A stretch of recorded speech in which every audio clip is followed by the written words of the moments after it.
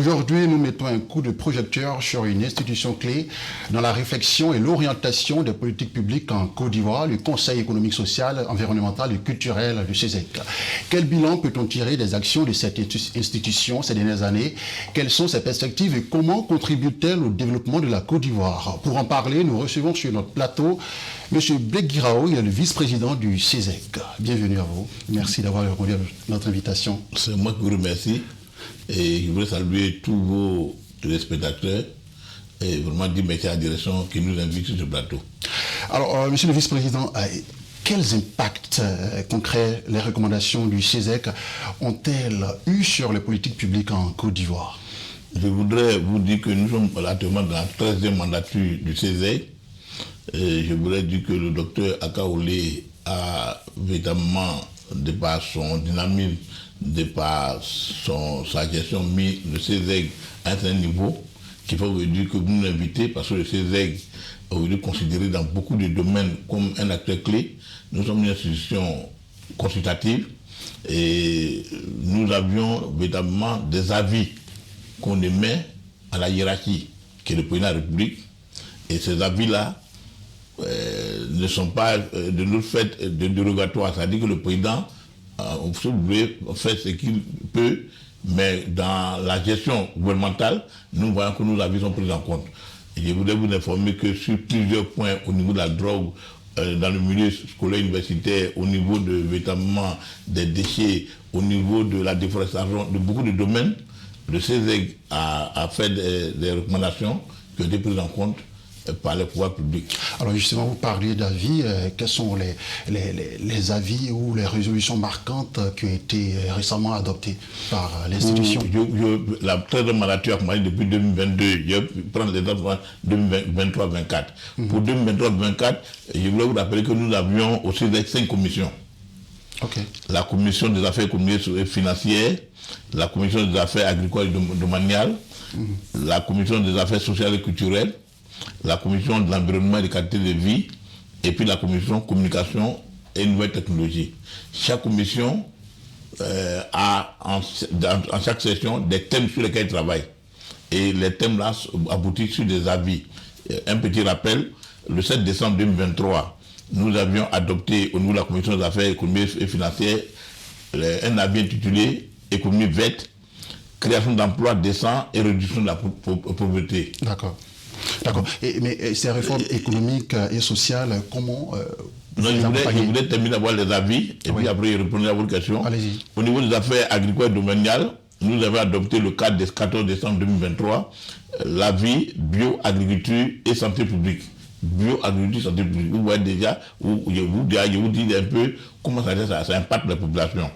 Au niveau des affaires sociales et culturelles, nous avons adopté deux avis.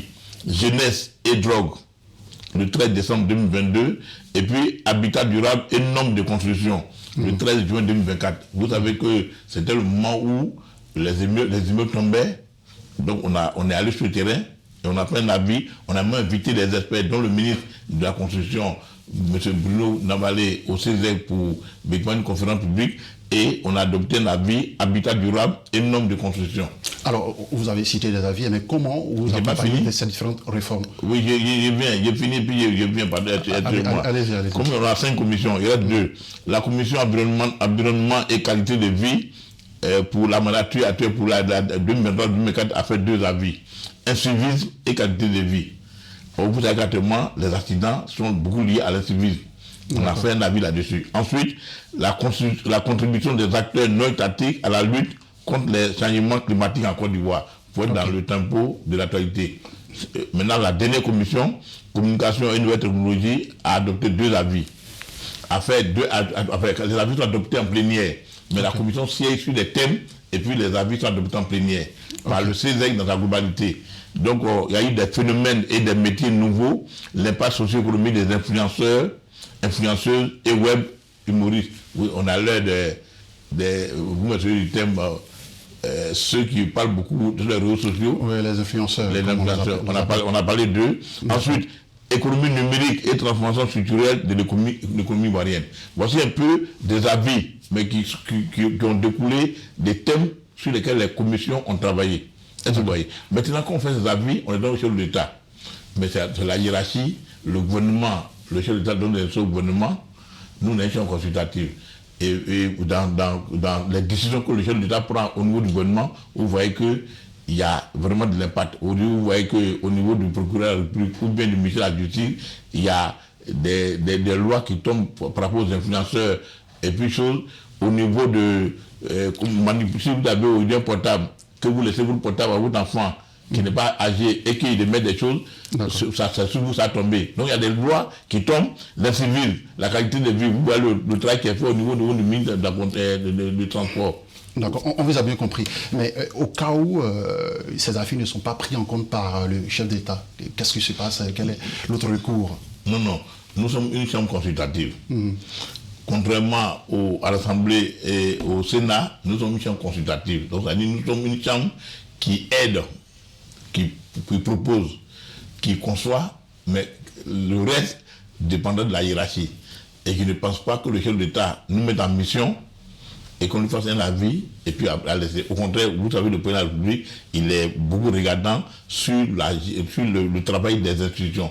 Aujourd'hui, vous voyez en Côte d'Ivoire, les institutions fonctionnent, il y a plus d'institutions dormantes. Donc il est regardant là-dessus et nos avis, quand ça arrive, on est heureux que dans les décisions du gouvernement, on sent que nos avis ont été pris en compte.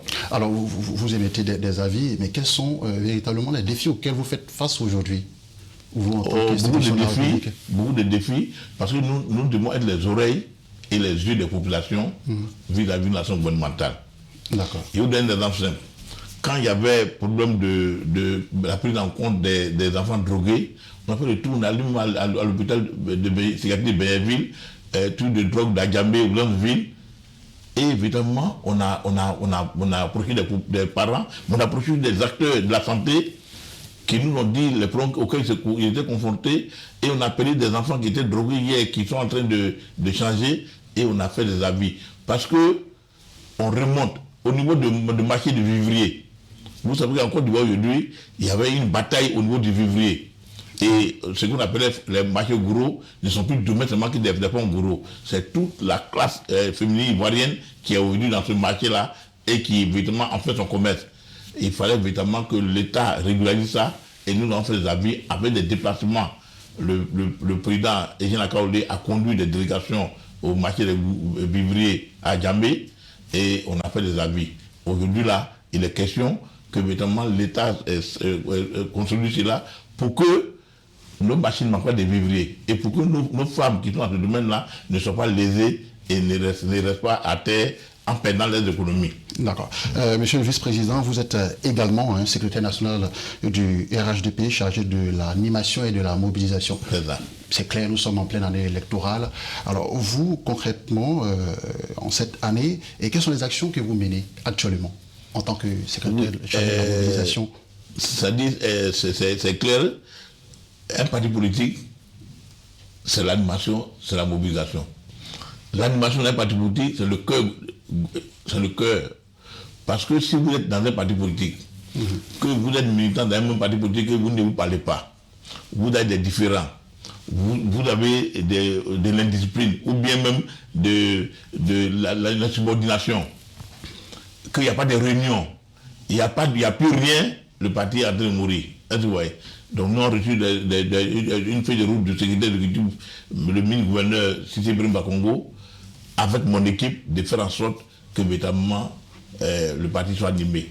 À savoir quoi? Vous savez qu'aujourd'hui, le président de la République du parti a créé des coordinations régionales. Là, il y a une coordination régionale, et puis il y a des structures jeunes femmes au niveau des structures spécialisées régionales. Mais à côté de cela, il y a des structures départementales, et puis des structures de zones, et puis les sections. C'est tout ce secteur qui doit animer. C'est-à-dire qu'il faut que le secteur de section, dans sa localité, et puis il faut au moins des réunions. Voir ces administrants guillemets, et puis remonter l'information aux réponses des zones ou aux départementaux qui allaient tous les remonter aux coordinations. Donc c'est ce travail-là, mais pour cela, il faut que les gars aient la formation.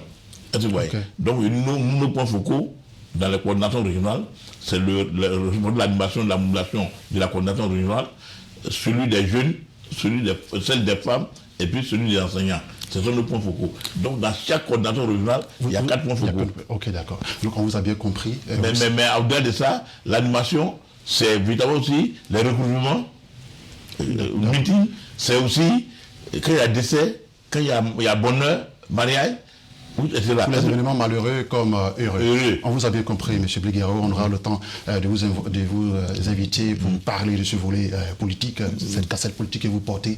Merci d'être venu. Merci. Mais je voulais, à moins de terminer, vous dire que l'année électorale, oui. nous demandons nos militants de se concentrer sur le RHDP. D'accord. De ne pas dans tous les sens. Il n'y a pas de souci. Voilà. Merci encore à vous, M. Bleguero. Merci d'être passé. C'est moi qui vous remercie. C'est la fin de ce numéro de l'invité de la rédaction. L'information continue sur Medi 1.